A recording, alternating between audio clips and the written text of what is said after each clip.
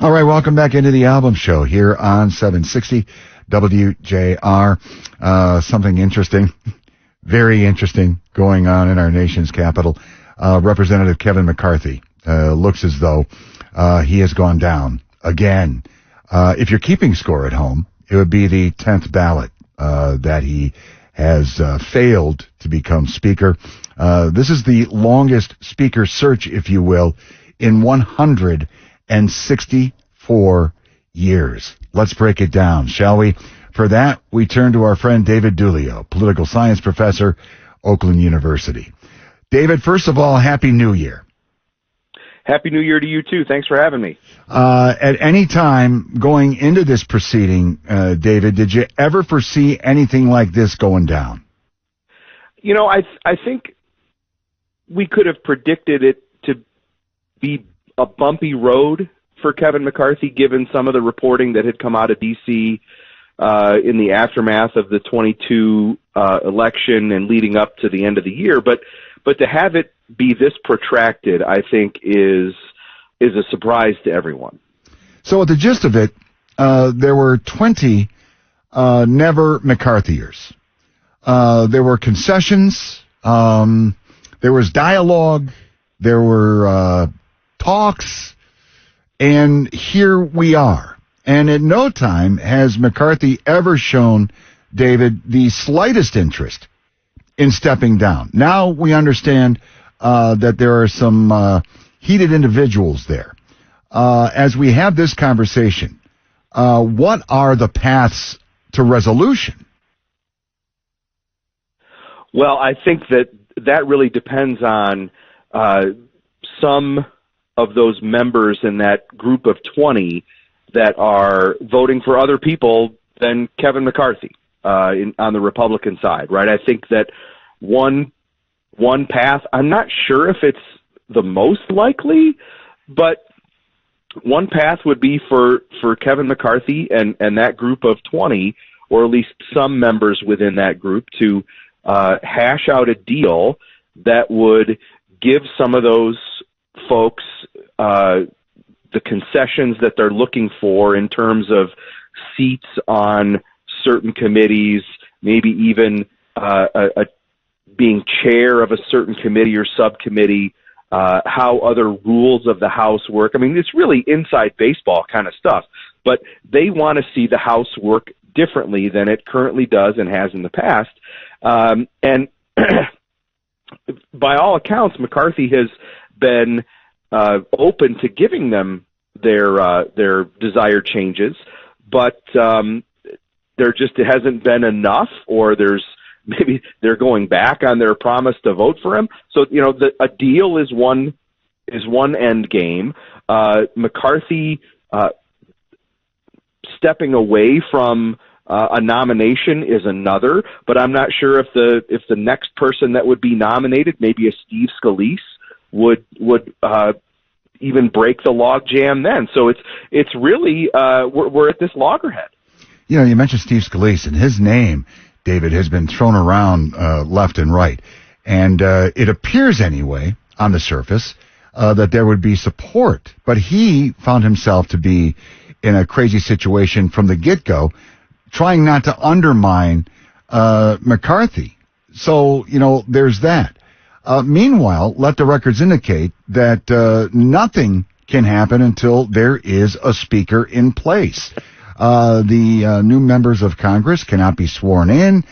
There's a whole bunch of stuff going on. So do you foresee this thing just going on and on? We've already had 10 ballots, and I would imagine there is really nothing to prevent it from going 10 more, correct?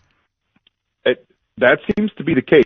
There is some online Twitter rumor that the negotiations have continued and have actually made some headway with some of those in that group of 20.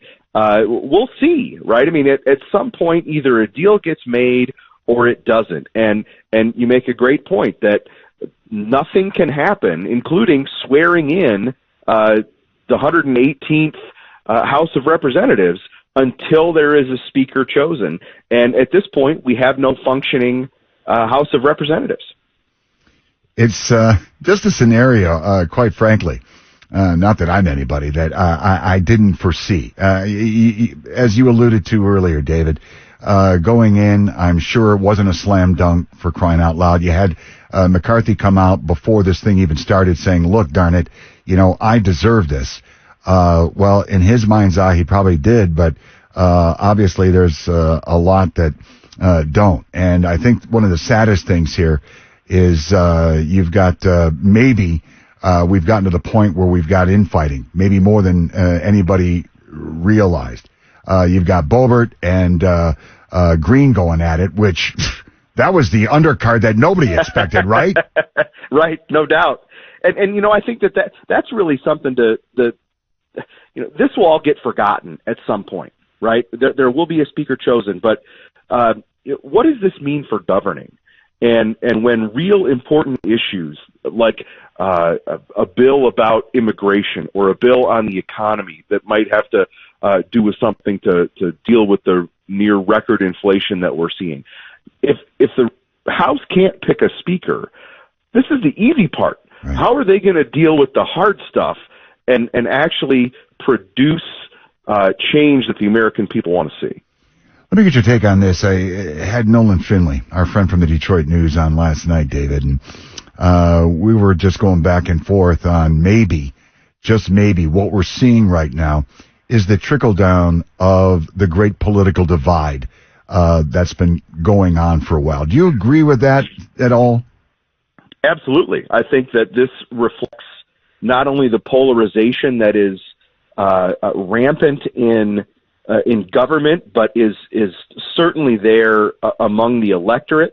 I think this is reflective of the factions that are warring in the Republican Party, and that's not to say that the Democrats don't have their own factional problems. They do, but they're just not on display as they are with the Republicans at this point. And it's a tough environment in which to produce major change. Is it interesting that former President Donald Trump threw his hat in the ring for McCarthy? And maybe, David, there was a point in time that carried a lot more weight than obviously it does right now, because the former president, I've been reading, is kind of embarrassed right now. Well, I think that's something that's not being talked about enough, because the many of those 20 are Trump allies and Trump supporters. Yet his endorsement of McCarthy doesn't seem to have done anything. It hasn't moved any votes. It hasn't resulted in those 20 opponents of McCarthy sort of walking back. And you wonder, is this a signal that Trump's influence in the Republican Party is waning a little bit?